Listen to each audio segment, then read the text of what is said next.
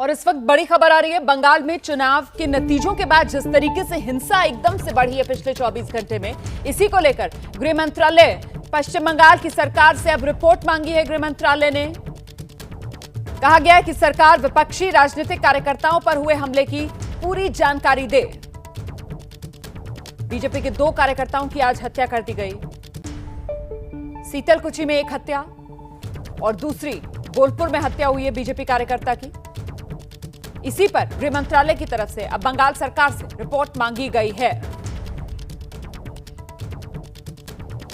तो सीतलकुची में भी और बीरभूम में भी बीजेपी समर्थक की हत्या, दोनों ही मामलों में कटघरे में टीएमसी के कार्यकर्ता हैं। इस पर गृह मंत्रालय अब एक्टिव हुआ है और गृह मंत्रालय की तरफ से बंगाल सरकार से रिपोर्ट मांगी गई है। हम सीधे रुक करते हैं। मेरे साथ मेरे सहयोगी ओम प्रकाश तिवारी इस वक्त मौजूद हैं। ओम प्रकाश, गृह मंत्रालय की पैनी नजर बंगाल में नतीजों के बाद जिस तरीके से हिंसा बढ़ी है पिछले कुछ घंटों में। बिल्कुल, देखिए, केंद्रीय गृह मंत्रालय के एक आला अधिकारी ने स्पष्ट तौर पर बताया कि चुनाव परिणाम आने के 24 घंटों के भीतर बंगाल में जिस तरह से उद्दंडता बढ़ी है और कल ही हुगली में भी आगजनी घटनाएं हुई थी और इसके बाद आज हत्याओं का एक तरह से सिलसिला शुरू हो गया है।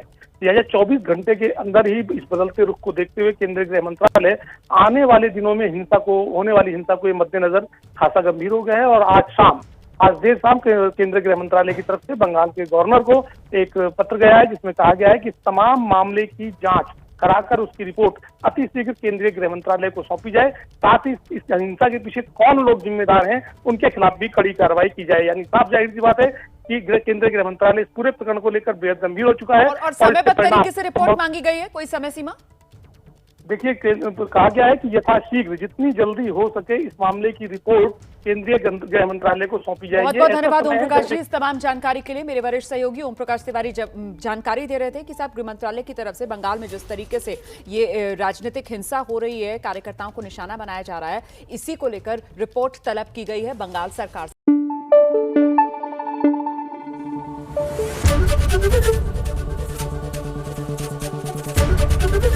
एबीपी न्यूज आपको रखे आगे।